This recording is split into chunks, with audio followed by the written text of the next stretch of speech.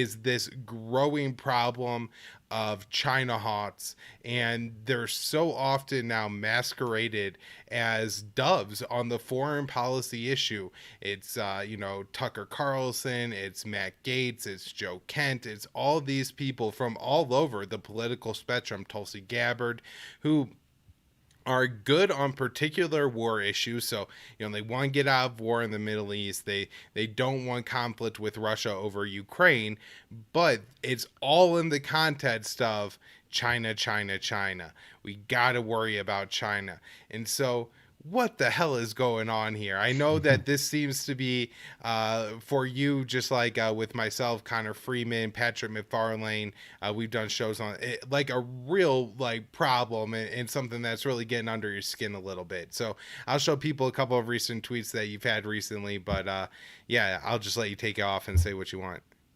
Well, yeah, I mean, it is a big problem, and it's really kind of powerful, I think, this type of rhetoric, because you have Tucker, he's doing these segments on calling out the military industrial complex. They're the ones who benefit from war with Russia, and you have him, one of the few people to cover the OPCW leaks, and cover Assange, favorably cover Julian Assange. So that's given him a lot of credit. So for the millions of people that watch his show, and I mean, this stuff, some aspect of it is great. Senators have been getting calls from old Republicans telling them not to go to war over Ukraine. I mean, that's great. And now Tucker, I shouldn't say, I used to watch Tucker a lot more, and he was really bad on China. And I'm not really sure how much of his Russia stuff is, we can't do this because of China. I know he slips it in. But I know that's definitely a part of his whole, shtick there. But Matt Gaetz, what he said the other day, and that is a perfect example of it. It's China is growing, and a rising China. They're the biggest threat to us. So we have to focus on that area. And that's the way everything is going. Barring a major escalation over Ukraine, the U.S. might send a few more thousand troops to Eastern Europe as they are. And they're signing deals they just signed a deal with Slovakia to use their air bases for 10 years. But even as that's happening, the shift is the pivot. They are really trying to do the pivot to Asia this time. And this was laid out under the Trump administration. And this goes back years and years. Obama wanted to do it, but he started it. He did it to an extent, but, he started some more wars in the Middle East. But this, and even NATO has said that it has to focus more on China and Asia. So that's why it's such a major issue to me, because it's not like this is a fringe. It's not like nobody's talking about China. This is kind of the way they try to portray it. Guys like Tucker and Gaetz and a lot of kind of mainstream right wingers, everybody's talking about China. The New York Times, CNN, everything is it's been China, China, China, China, China. So again, why this is powerful. You watch Tucker rail against the mic and all this stuff, and play Victoria Nuland's leaked phone call and explain the coup in Ukraine. And then when he's like, whoa, well, South China Sea, we got to be there. That gives it more he has more credit to say that, instead of just like Tom Cotton, who's just warmongering all the time. It's textbook, kind of misdirection, limited hangout stuff. And I'm not saying that they're all in on this big psyop or anything, but this is the way that the Pentagon and the establishment wants to go. I think they want to really.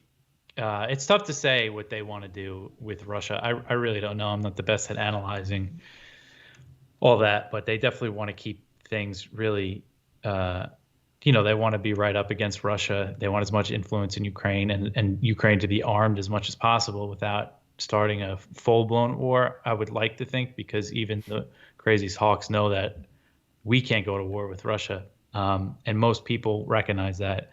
And we just need more people to recognize that we also can't go to war with China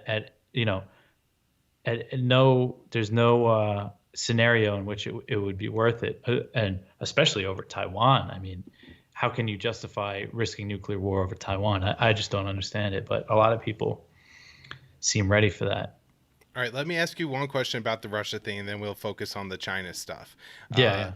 but so, anyways, I pretty much agree with you. I think if you were to ask, like, just generally poll Congress and things like that, that most of them are far more concerned about China. Same thing with the think tankers and the congressional staffers and everything like that.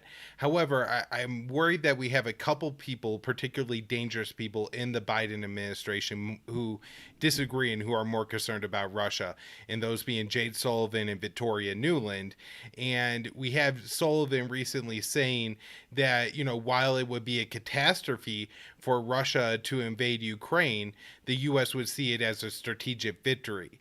And so, as much as they know that they're not going to actually fight a war, that Biden has made it very clear that we're not sending troops to Ukraine, I do think that there are people within the administration who see an opportunity to score a victory against Putin, to, I think, maybe give Putin a Soviet Afghanistan, to Hmm. use not such a great analogy, and this be a real problem, and something that we really have to contend with. And that that's one of the reasons on the show I focused so much on Russia over the past few weeks, despite the fact that I think overall I do agree with you that the bigger concern, and a lot more attention and money is going to be spent at the very least over the confrontation with China. Yeah, no, I agree. That's definitely possible that there is definitely a lot of elements in the Biden administration that want to suck Russia into a major war in Ukraine, just to hurt Putin and hurt the Russian economy. Then they could do these sanctions, cut off the gas trade between the EU and Russia. That all pisses them off. So yeah, I'm not saying that the Russia stuff is nothing. I mean, the Russia stuff is huge. It's everything. It's what we've been focusing on mostly for the past few weeks, as you have too. I don't want to downplay that at all. I mean, like in the long term, in like 10 to 20 years, 15 to 20 years, it's going to be kind of a slow buildup in Southeast Asia and the Asia Pacific, and that, especially as if we decouple more, if we take those steps, and just the fact that there really is no opposition in Congress to this idea that we have to face China, we have to stop China, contain them, or whatever. So even Ro Khanna, he's not like a hawk. I wouldn't say he's a China hawk, but he said, "Oh, China's rise and the threat of them invading Taiwan is a reason why we shouldn't get bogged down in Eastern Europe." But it's interesting because he was in the same thread. He's arguing that Ukraine should be non-aligned because that would make the chance of a conflict less likely if Ukraine was not aligned with NATO and the U.S. Even though they're not part of NATO, they are, aligned with these Western powers. And just take that logic and apply it to Taiwan. Again, Taiwan doesn't have official ties with the U.S. but the more it is aligned with the U.S. and NATO now, and Australia and the U.K. and all these European countries that are making their presence more known over there, that's going to make conflict with China more likely. Like, it's kind of an obvious conclusion to draw, I think. So, and it's the same thing with Tucker and all these people. Apply the logic. They say Taiwan, they have their chips, semiconductors, but China is still one of our top trading partners. There's not a reason to think that they would take Taiwan and then hoard all the chips unless we were going to war with them. So it's another reason why we shouldn't. And I do think it's smart to diversify supply chains and stuff, not the way that Congress is trying to do it by like passing this huge $250 billion China Competition Act that's full of have you looked at that thing? It's like 1,100, 1,200 pages. I know there's about 2 billion in military funding in there, a lot going to semiconductors. It is one of those things, Dave, where people somehow pretend like there's some like magical thing about Taiwan, like you get a production bonus on your semiconductors to make them on that particular island. Where I do understand that it's not like you could literally pick up and move the facility to the United States in 3 weeks or something like that, but if the entire economy is, dependent on semiconductors, somebody's got to figure out how to make semiconductors in a place that isn't invaded by China pretty damn quick if there's a shortage on the global market, assuming the government doesn't prevent that from happening. Yeah, yeah, I agree with that. um, but yeah, I mean, there's something about Taiwan. It like really kind of triggers people, if that's the right word. Like me saying what I said, like what I think is the U.S. I think the U.S. should stop selling weapons to Taiwan and let them in China figure it out, which is like a pretty radical view. That would set a lot of people off. But realistically, because that's not going to happen that way, there is like a realist way, I guess. They could slow down on the arms sales and kind of just encourage Taiwan and China to work out some kind of deal. And again, I think China, the more the U.S. supports Taiwan, the less likely this is going to happen. But I think China, especially after the diplomatic shift back in 1979, if there was definitely a window there for, just like a handshake. Oh yeah, you're part of China. And we're not going to threaten you with invasion and stuff. You're a autonomous province. And everybody says, "Oh, Hong Kong," but it's very different than Hong Kong. It's an island with a military. I probably said this the last time I was on here too, but I just think it's an important point to make, and people are kind of afraid to make it, I guess. Yeah, no, it's a very important point to make, Dave. And this is one that they're an odd thing too, where the official policy is a one China policy, that Taiwan and China are a part of the same political, like, you draw the line about around, both things as one country. That's the way the US policy in law is. That is the like official post World War II world order of things. And so, Mm-hmm. You had this very interesting thing where the US is throwing an absolute fit about any borders changing in Ukraine at all, and yet at the same time they're trying to change, or it seems like they're trying to make it official policy to change the borders of Taiwan to make it its own independent state. And so I was just wondering, where do you think we are on that path, moving away from the one China policy and into actually supporting a independent armed American proxy state of Taiwan? I still, I think that's really officially changing that policy is still a long ways off, at least another administration or two, maybe. But it could also be accelerated by, a major incident in the region. And, with the presence of the U.S. military so close to China now, a major incident could happen. And, but this is, they want to give Taiwan, a lot of hawks in Congress, they want to give Taiwan, start giving them military aid, billions each year. And just as they do each little step is a step closer to that, I guess, to recognizing Taiwan as a country. But again, I still think, because the implication there, I mean, China has basically said if Taiwan declares independence, we're invading. Now, would they do it right away if it happened? It's tough to say, but that's the risk that the U.S. would be taking by doing that. So maybe 5 to 10 years, they'll start really entertaining that possibility. Right. And China, like, as far as you could tell, has no plans to actually, as the status quo exists now, invade Taiwan, right? Because there's recently, we were talking about this on an episode Timcast, where one of the hosts there, the libertarian host, was saying that China has said that they will violently retake and invade Taiwan. Yeah, I mean, they don't rule out the use of force for reunification. That's what they've said the whole time. It's nothing new. Yep.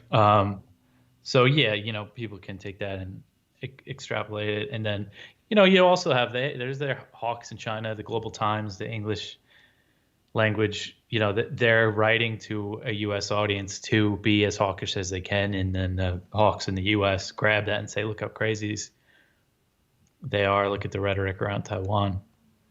So they all play off each other. I want to ask you about this one too. You put out a tweet, and this is something that you hear a lot, even from libertarians, that China is buying up so much farmland in the United States, and you got a good tweet here debunking that. So what's going on with this claim, and what's the truth? I mean, that was just like a quick Google search. It's very easy to figure out that is just nonsense, really. So according to USDA data from 2019, China owns about 200,000 acres of farmland in the U.S. And that's like just a fraction of a percent, because there's about 35 million acres of U.S. farmland. And if you look at, I'm not sure of all the numbers, but if, like France owns way more than that, and individual, billionaires in the U.S., they own a lot of farmland. Farmland is a good place to park money. It averages, I don't have the money to invest in farmland, unfortunately, but, I've researched it myself as a future investment. It's an average 11% return. You park your money there, and, it's a good hedge on inflation. So if you think about China, how big it is, and they're one of our top trading partners, it makes sense that they would invest. The one point that I'll give some of these people like Tucker Carlson is that we can't invest in Chinese farmland, so why can they invest in ours? And it's like, okay, yeah, maybe, there's something to that, but it's not like they're controlling our farmland. It's just like a total like fake talking point. Yeah. I wanted to mention, Dave, that Joe Kent, who gets some love sometimes from people in our circles, was retweeted Matt Gaetz, criticizing the Russia policy because we have to confront China.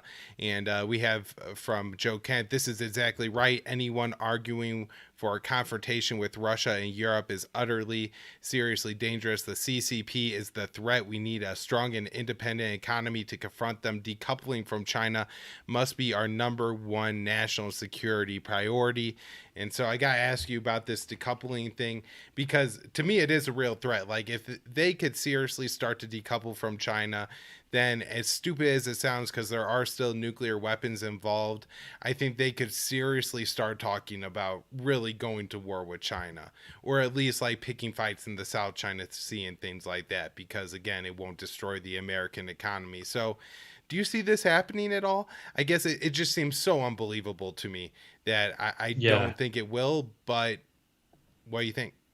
Well, yeah, it would take a lot, but that is another talking point that you hear. Tom Cotton put out a plan for decoupling, and you see it more with some of these type Joe Kent types. So you have to think about what it would take, and there's economists that are better at talking about this than me. Just what it would really take to decouple our economies that are totally intertwined. It would be a huge, massive shift. And there is a shift happening on some level. You see this with the bill that Biden passed recently that bans imports from Xinjiang. These are major U.S. corporations that did business there that you assume have just huge influence in Congress. And they couldn't get this bill squashed. And everybody except for Thomas Massie voted in favor of it. It's a near unanimous consensus to start doing these things. Again, it would take to really do it. They have to really do it, and it would take a long time. And there's a lot of business interests in the U.S. that don't want it to happen, and they're going to be fighting it. And then you also have, obviously, the military industrial complex side of it, who they're interested in increasing tensions with China as much as possible. So it'll be interesting to see how it goes, but it would take a lot. But if if it really happens, then war is likely, I would say. So, last question, Dave, and I think this is maybe one of the most major points that we face right now, and that is the Uyghur genocide narrative has just become all the way embedded. As you said, almost every member of Congress except Massey, and I don't think his objection was like, I don't think there's a genocide in Xinjiang, China. And so everybody believes this. Reason Magazine repeats it in nearly every article they write on China. That's a libertarian outlet. It's just commonplace to say, like, yeah, there's a genocide in Xinjiang against the Uyghurs. Not that anybody could really find that on a map, knows what a Uyghur is, or understands what the actual claims are, where they originate from, and all of that. But yet it gets repeated, and the claim is going to be that the line from the Hots is going to be, until the CCP starts to treat their Uyghurs better, then we can't do business with them. We can't unroll this trade war. We can't de-escalate tensions. We have to confront them everywhere, because look how bad and awful and Hitlerian the CCP has become. So what are your thoughts on that? Because I'm sure all of the people hate listening are the Uyghurs right now. Well, I mean, yeah, that's the big talking point, and it's one of those situations. It's like there's never going to be any convincing the U.S., like, either the mainstream media or the people that are already convinced about the genocide narrative. Because no matter what China does, they're going to say, it's propaganda. If they let the UN in, say, for inspections, which sounds, scarily familiar. And they say, oh, there's no genocide. They're good. Nobody's going to believe it. They're going to say, oh, it was a controlled trip. So, if you look at the Olympics, mm-hmm. they had a Uyghur or something as a torchbearer, and everybody freaked out about it. And they said, oh, they're rubbing it in our faces, but it's like, I think they had a Uyghur in 2008 do it too. And it's like, it's the Chinese government. They're doing this. They've pretty much just applied their child limits to the Uyghurs in recent years, and the data has been manipulated to show that it's a genocide. And it's not like it's a good thing that they're doing. And they're paying for their one-child policy, and their population is really on the decline, and that's going to be a big problem for them. But it's just it's an unprovable. What's the word I'm looking for? Like, there's no convincing people that it's not a genocide now. It's too hard to disprove that negative for people who so deeply believe it. It's like this crazy thing they have going on right now with I think her name's pronounced Peng Shuai, the tennis player, who... Yeah, that's a perfect example of what I mean. Everybody at the Australian Open is wearing these "Where is Peng Shuai" tennis shirts, right? And she's like right there. Right. And this poor woman did not allege that she was sexually assaulted.